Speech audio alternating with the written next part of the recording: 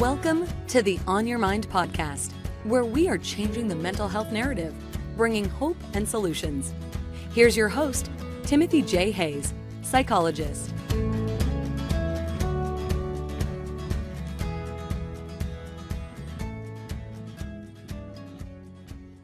It's a pleasure to finally see you face to face. It's a pleasure meeting you too, face to face. So we've been on some audio calls and in some groups that we are mutually connected with. And so it's finally great to sit down with you and have this conversation. Well, I'm just delighted that you're willing to share with our audience. I was hoping you could start us off by telling us about how you got into the work you do and what drives your passion for it. Sure. Yeah. It's a little bit of a journey, but I'll start from the beginning. So before I started doing the work that I have been doing, I was a traditional psychiatrist and working for about 20 years. I graduated from medical school with a DO degree and did an internship in medical, a medical internship followed by 3 years of psychiatry residency, and basically hit the road as a typical traditional psychiatrist. I've worked in the prison system, the community mental health system, and was in private practice, doing psychotherapy along with medications, and had a pretty busy practice. And there was a point where I was looking for options to help my patients because there was a small group of patients that just weren't getting well. And I searched for alternative ways of healing. And so I looked into the integrative medicine realm, and that's why I'm connected to the group that we're connected to. And during that time, I had a family health crisis, specifically my son, who was 14 at the time, had a severe mental health breakdown. He became acutely depressed, seemingly overnight, after having some sadness about missing his friends. We had, my husband's a professor, and he was on sabbatical, so we had taken the kids out of school, and my family originated in India, so we spent 2 months in India and then 2 months in France. We homeschooled them, and my husband's sabbatical was in France. And so he had missed his friends, and he had a little bit of a tiff with his brother, which was, not a big deal. It happens with siblings, right? And suddenly he disappeared. And we were in a 2-bedroom studio, kind of a studio apartment. And he couldn't have gotten very far. So I happened to look out the window. He had climbed out the window onto a ledge, and we were 5 stories up, and he wanted to jump. And that was extremely frightening to me, of course, especially being a psychiatrist. I felt completely blindsided by it. There was no evidence of this was going to happen at all. But in retrospect, there was lots of evidence, but not in the classic, typical mental health way. But I will get into that a little bit later. But, what we did was what I would, as a traditional psychiatrist, when we got home, of course, I kept him safe, and to make sure he wasn't going to actually do anything like that again. And once we got home, which was only a couple weeks later, I had him see a traditional psychiatrist, and he was put on medication. It started with 1, then a second one, then a third one, and then a fourth one. He's on 4 medications. He was no longer in crisis. He was a little bit better in terms of his depression. He had a lot of anxiety, was having trouble sleeping at night, and had also a diagnosis of attention deficit. And again, all of this literally occurred overnight. He went from a kid who had no symptoms, or very, symptoms in the realm of normal, and then suddenly this surge of symptoms. And the thing is, and I always wonder this to this day, if there was one symptom that he had that just made me think there's got to be something else going on here. And that was the fact that he could no longer read. He went from a kid who had a photographic memory and could not read a book. Wow. Could not read a book. And we couldn't figure out why. I took him to multiple doctors, and they basically gave him exercises to fix his vision in some sense, that because what they found was that he had diplopia, and the only thing that they recommended was doing eye exercises. And it's like, but why did this happen? That was the question. Like, why did this happen? I couldn't figure out why it happened. And I was extremely frustrated. Nobody was giving me answers. He was on 4 medications. He was definitely not my son. And he's 14 or 15 at this time? 14 years old. Right. So serendipitously, and because I was doing this search for more training as an integrative doctor, I happened to come across this gentleman by the name of Edward Levitan, who is a functional medicine doctor. I attribute my work to starting with him, basically, because I started with him as just curious. Hey, do you mind if I shadow you and to learn what you're doing? Because I'm really curious. And when I started shadowing him, I said, oh my gosh, I have to bring my son here because the people that were coming in were very similar to my son's experience. And then they were getting well. And I shadowed him for a good 4 to 6 months before it's like, I have to bring my son in. Sure enough, he saw him, did some testing.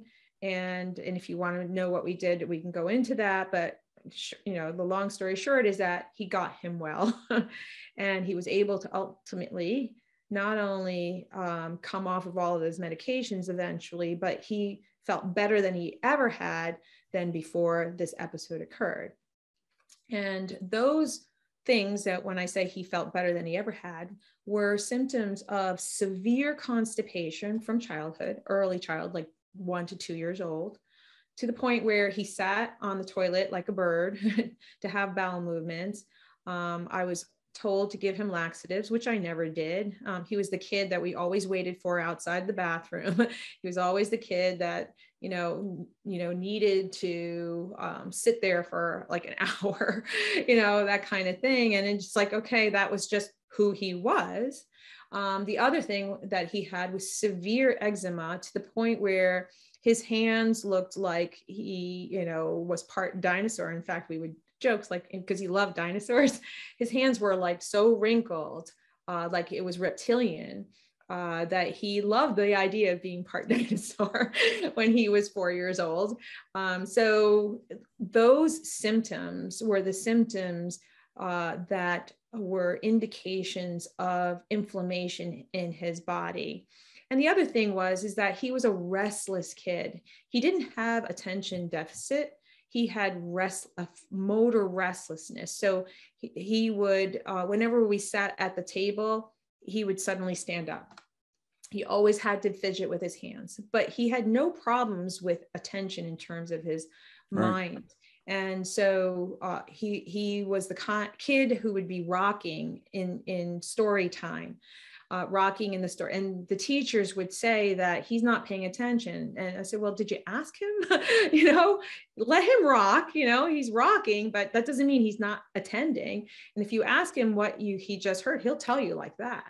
And so these were all things that were there. And we just figured, well, that's just him. And so, but little did we know that those were really early signs of inflammation in his body, affecting his brain, his skin, his gut, and they were low levels of symptoms that came to head when he hit puberty. And puberty is a major time when your body is remodeling, and it requires a great deal of energy to do that. So when your immune system is handling constipation and handling these skin issues and handling whatever is causing The the restlessness. restlessness, that it suddenly, when it's going through this remodeling, it goes kaput because it can't handle all of that.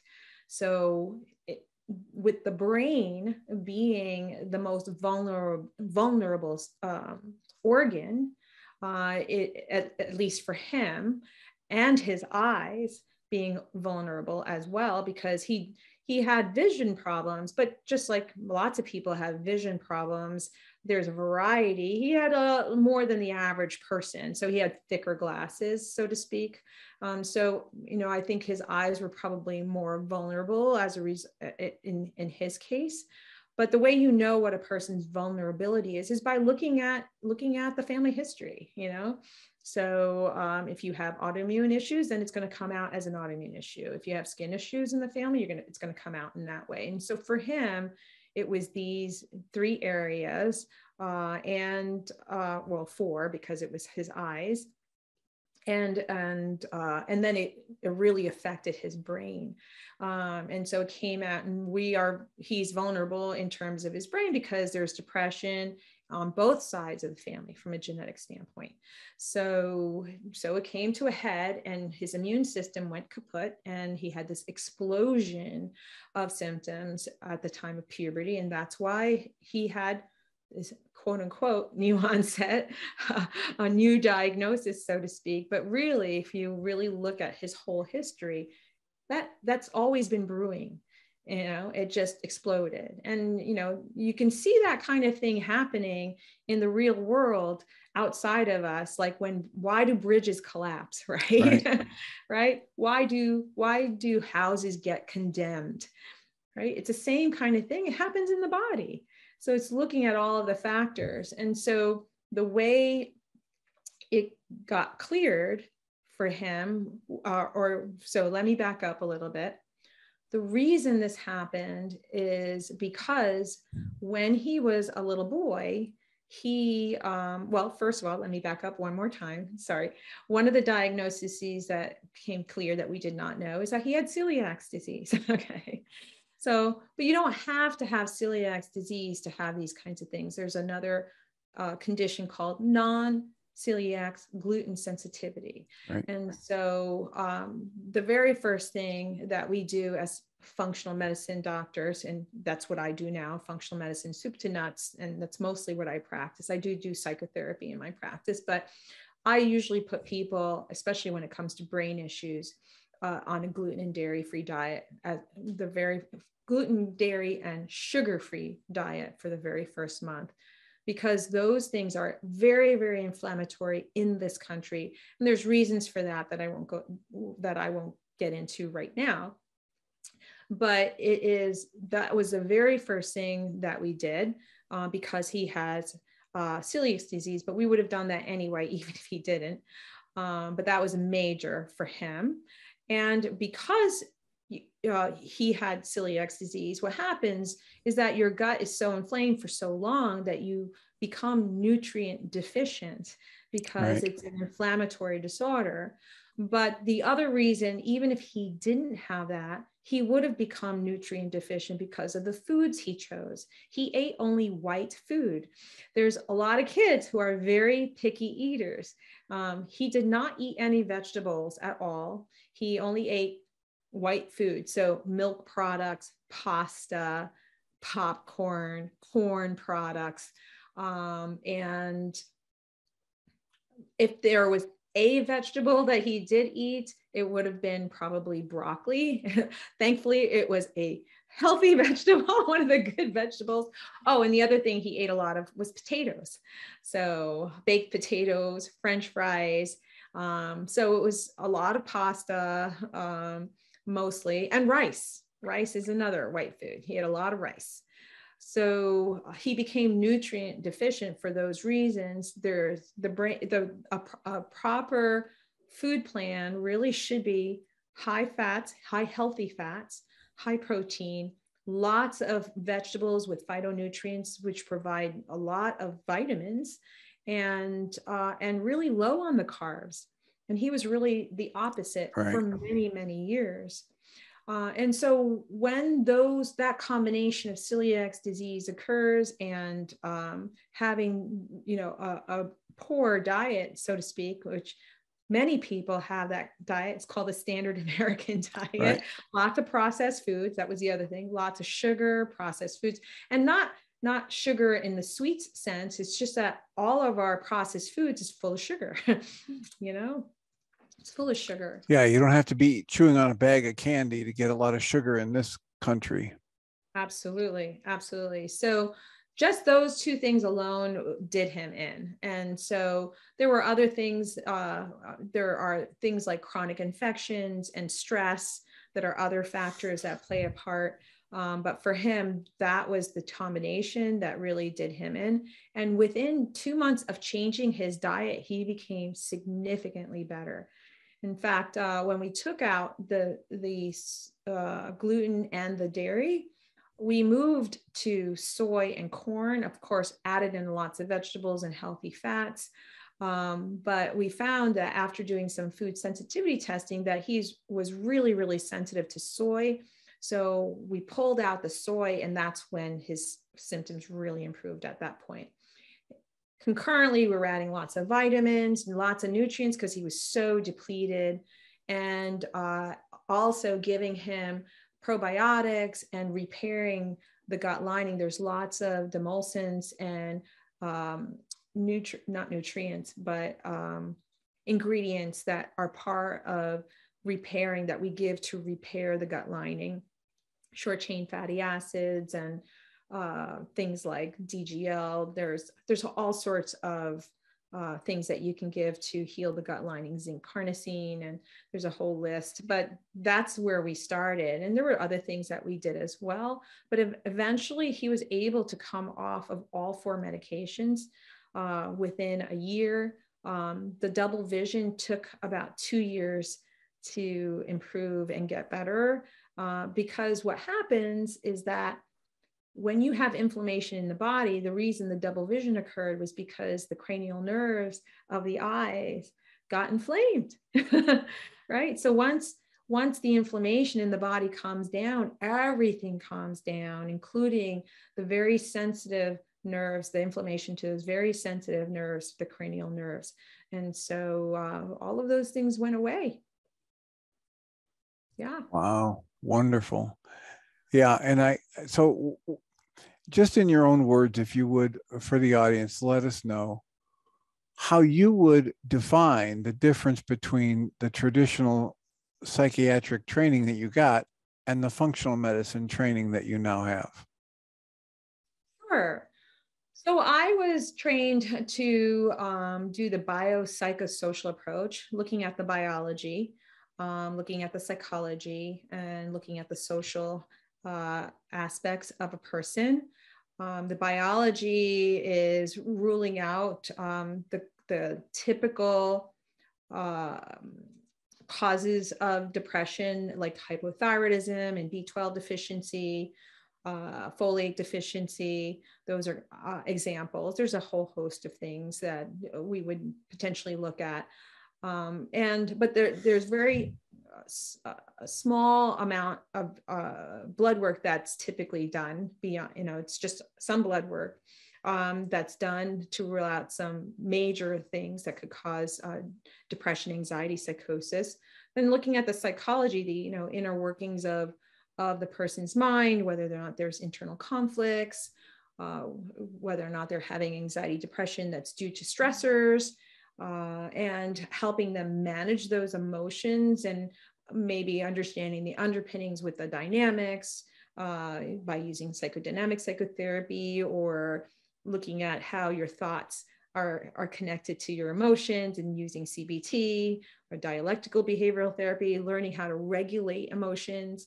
And then there's the social aspect, family dynamics, work boss, your work relationship with people around you, how society affects you, things like that. And so at least that's the way I was trained. And, we use medications to suppress symptoms. But I was trained that medications treat the problem, But I don't feel that it actually treats the problem. I feel that it suppresses symptoms. It helps you to manage symptoms, because if you stop the medications, then the symptoms will come back. And so you need to have the medications in order to manage or control them. And, we were told that this is it. Once you have a mental illness or mental health issues, that's permanent. I know for a fact that that is not the truth. I've treated so many people and have been able to take them off of medications. However, it depends on how early you catch it. I think if you catch it early in having these symptoms, you'll have, there's a higher likelihood of being able to reverse the symptoms to the point where you can come off medications. But if someone's been on medications for decades and they've been in and out of the hospital, and had, ECT or, TMS, and just had years and years of therapy and all of these things that happen, the brain matter changes, like it just changes, on a hard drive kind of sense. And so I'm not saying it's impossible to reverse that.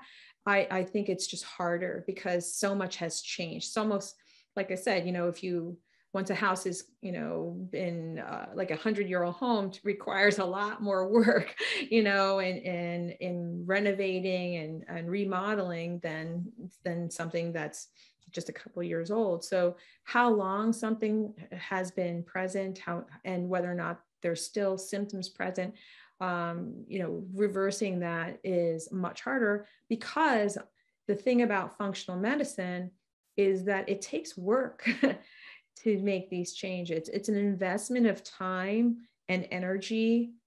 It's developing habits to change your lifestyle and to change your diet. So there's a learning curve and it's a journey. It's not a quick fix. It's something that is certainly doable, but you have to be willing to do the work, and you have to be able to see that there is a light at the end of the tunnel and have to really want that. So having a vision of who and where you want to be down the line in the future, and having hope and perseverance that you can and will make it. So it does take some internal willpower to be able to do those kinds of things. And so it's not for everyone. It's not for everyone. And so some people don't have the resources to do that, whether it's external or internal. But there's other people who's like, I don't want to take medication. I don't want to live like this. I'll find the resources. I'm going to do it, And so, and so either there's no judgment, there's no judgment. It's your life or that person's life. And it's up to them to decide where they want to be, what they want to do, and being able to have the willpower to do it, and if they don't, they don't. But then it's looking for resources to help them. And it doesn't have to happen quickly. People can start very, very slowly at their own pace, making one change and seeing how that goes. And then a month later, making another change and seeing how it goes. And I've had people get better over a couple of years, and it doesn't have to be a couple months, Well, and I've heard you ask the question, what if it's not depression? And I seem to remember you have a book. Yes. And you have a podcast. Yes, I do. So if people want to find out more about that, what's the underpinning of the meaning behind the question, what if it's not depression? Well, the reason I wrote the book was for the person who goes from doctor to doctor to doctor. They don't feel well. They've had some things that happen in their life. They might be multitasking mom with several kids, and they're married, full-time job. Might be, what do they call it? An Oreo cookie where they're sandwiched between their kids and their parents. Maybe a parent might die, and then they have to handle the estate and the other parent. And so they take on more and more tasks, and they're just drowning. And so the stress of that, and, you might not eat well, you're not taking good care of yourself, some of the habits that you might have had, like going to the gym, kind of drops off. And you're just going under. And so that is the classic story of then going to the PCP. They have blood work done. Oh, your blood work's normal. You must be depressed. It's a conclusion that's drawn as almost like a wastebasket diagnosis, because the PCP has 10 to 15 minutes with you. They don't have the ability to do a whole history like I do, where I give a 39-page intake and I prep for a meeting with you. Then, because I look over the intake, I put all your history on a timeline. I sit with you for 2 hours. We put on our Sherlock Holmes and Watson caps, and we really dive in. It's like, what went wrong? What went wrong? What happened? What shifted? And it's an eye-opening experience. I've had patients cry in my office, like, wow, finally somebody gets me and understands what went wrong and can give me answers, And so then I give them a lengthy treatment plan to be able to follow, that's really written specifically for them. And so I have lost track of what I was talking about. I was asking about the underpinnings why did I write the book? Yeah, right. So it's for that person who looks at, it's like, but I don't think it's depression. You're telling me it's depression. I don't think I need this medication, but they're not given any other alternatives, unfortunately. Right. So, and it's not even depression that it's not even that they are given this diagnosis of depression through a thorough evaluation. The PCP might just do a PQ8, what's it called? The PQH8 or 9, something like that. It's a quick quiz. A little inventory. Yeah. Yeah. A little inventory. If you answer enough of these in one direction, we give you the label. Exactly. And that's not, to me, that's not really appropriate.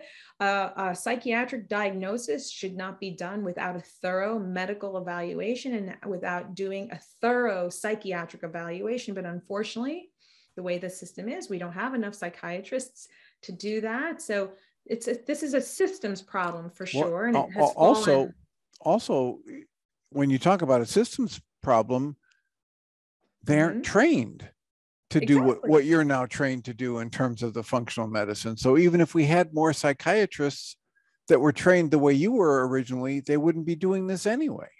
Exactly. So it's not just a numbers issue, it's an actual a systemic error problem. Absolutely. Absolutely. So I wrote this book because it's for that person who is offered a medication. They don't think that they're depressed really. But they want alternatives, and they're not given any alternatives. Even if they ask for an alternative, they're not giving alternatives. And so this is one thing that is a big pet peeve of mine. Many conventional doctors are taught that improving your sleep will improve your mood. Exercising will improve your mood.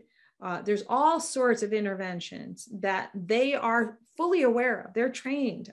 They might not be trained on how to do it, but they're trained about the research and then can offer it. Those things are not offered. And the number one reason why is because, well, they're not going to do it anyway, so why bother telling them? And that to me is egregious as far as I'm concerned, because I think it's our job as doctors to offer the options and explain to them the research and why you're recommending it. And then if they say, I don't want to do it, or I'm not going to do it, or okay, I'll try, but they still don't do it, then it's on the patient, right? But it's our responsibility as doctors to make the recommendation, to take the time. And so, we often go to conferences and we learn how to write, at least I did, how to write an exercise prescription, right? So instead of, especially for the person who says, I don't want to take the medication, but I think it should be offered here. You could take this medication and talk about the benefits and risks of that, but exercise is equal to the benefits, equal to taking an antidepressant, especially if they're not suicidal and they don't have severe or moderate to severe depression. If it's a mild depression, I think it's important to talk about how lifestyle can absolutely change your symptoms, and make them better. And you're going to feel better, not just in your mood, you're going to feel better in your whole body. Right. So yeah. And the effects of exercise compared to the effects of medication. And I'm intentionally leaving out the word side, SIDE, because it's a mind game to talk to people about side effects of a medication, because they're just the effects of the medication. And the mind game, the word game is, well, these are the main effects because we like these, and these are the side effects, but they're just the effects. And the effects of medication versus the effects of exercise, there isn't any question. If you listed them for people and said, I'm not going to tell you what's what, but here's one treatment you could have, and here are the effects of it. And here's another treatment you could have, and here are the effects of that. People would take this every time. And then when you uncover it and they say, oh, wait, it's exercise. but they want the benefits. They want the effects of the exercise. Right. And they really don't want the effects, especially when you take the word side off of there. They don't want the main effects, side effects of this other stuff. And so it's what I like about the training you're getting and the approach you're taking is it's cutting through all of that for people. And it's helping them see a wide range of options that they wouldn't see if they went to see a traditionally trained allopathic, conventional, whatever you want to call it, psychiatrist or medical doctor. Right. So, depression is just a symptom that is included in a cluster of other symptoms that comes together as a diagnosis. And, they created these syndromes where the DSM does not connect to any root causes. In fact, in the DSM-3, they chose to talk about causes. They just took it right out. And, but we're well aware of many causes, and even more so in the last 10 years, where a major root cause for depression is inflammation. And so what I do is find the root causes of the inflammation, and it lands in 5 categories. It's foods, infections, chronic infections, particularly in the gut, toxins, stress, all of which affect your hormones, particularly cortisol. Cortisol levels go up, and when cortisol levels raise, then all of the sex hormones kind of go down. So when you think about our society and how stressful it is, how our food system is, how we're surrounded by toxins, right?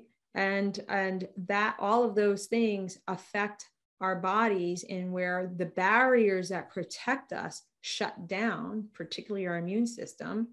Then you get not infected, I shouldn't say, but burdened. Your immune system becomes burdened by infections that kind of, make your body their home. and then the immune system has to deal with that as well. So you're constantly being taxed from all angles. And so no wonder our rates of depression and anxiety have skyrocketed. No wonder our autism rates have skyrocketed. No wonder our infertility rates have skyrocketed, right? Nobody thinks about, why is this happening on a societal level? It's so different now than 50 years ago, right?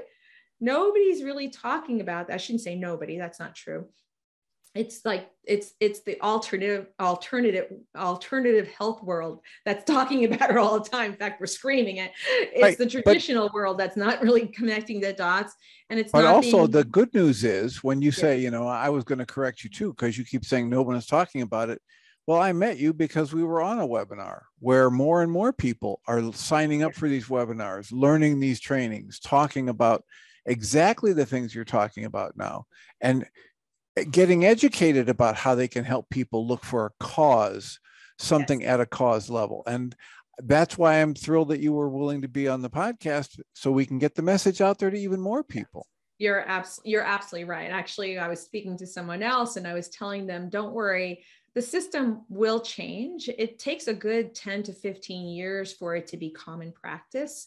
Once it's in the literature, for it to actually be in practice as the way, this is the way we do things. I mean, there was a time where acupuncture wasn't accepted, right? And now it's like a mainstay, right? There was a time where Reiki was like voodoo, and now it's a mainstay, and it's on the cancer floors, and it's being used on the cancer floors. It's become part of certain traditional disciplines, like the cancer units. And so functional medicine is being taught in medical schools, more and more medical schools now. And there are lots of doctors and other medical providers that are rushing to get trained. And I will never forget, there was it's been a couple of years since I've been to a functional medicine conference because of COVID, but the thing that you'll see at a conference are people standing at the back of the lecture hall at the last lecture with their suitcase sitting next to them.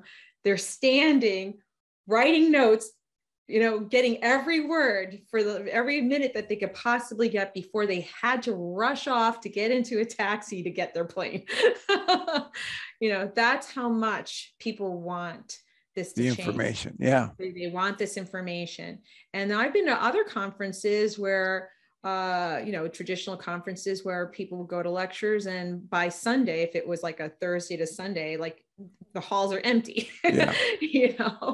And so, it starts off really good, but then less and less people show up. That's not the case in a functional medicine conference. Yeah. Yeah. It's exciting.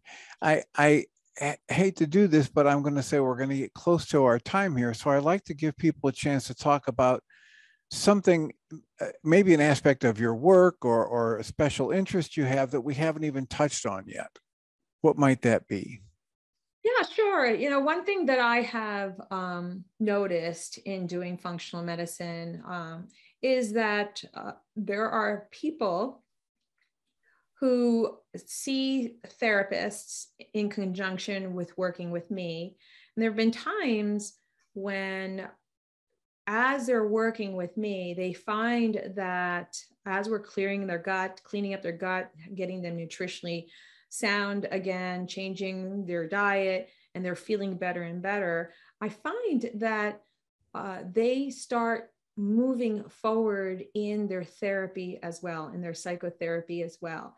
Areas that they have been stuck on, basically spinning their wheels, certain issues where they're spinning their wheels, they finally move forward. And there's this concept of, when you have trauma, that trauma lives in the body, the somatic therapies that are out there, to have trauma, where do you locate it in your body, and trying to move, really massage that out of your body. I find that actually doing the gut restoration that I do with most of my patients actually helps to move some of that trauma or some of those conflicts that they're stuck on, whether it's from the past or current issues. It's amazing what a difference it makes. So it's all connected. It really is all connected. So when I first started doing functional medicine, I saw that the psychotherapy almost a separate piece, handling a separate piece. But now that I've been doing this it's been 10 years I've been doing this work, that I have noticed that the brain is totally connected, not just hardware, but the software as well, to your gut, and vice versa. It is intricately connected to your whole body, and you can't separate the mind from the brain, nor the spirit either. People shift spiritually as well. And the energy it takes to process your emotions, to do the work, to go home and do some journaling or writing or pick up a worksheet process when you're triggered, it takes energy.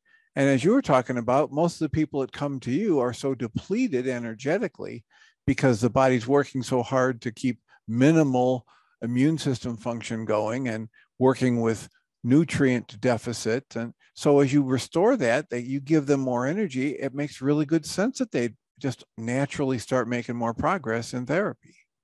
Absolutely. Absolutely. 100%. Well, thank you so much for joining us today. It's a delight. I look forward to finishing your book. And can you tell people about your podcast? Sure. Yeah. It's What If It's Not Depression podcast with Dr. Achina Stein. That's the name. And I would imagine people could search for it. I can give you the links. I think I gave you the links already. So if you wanted to put that in the show notes. And people can find my book on Amazon.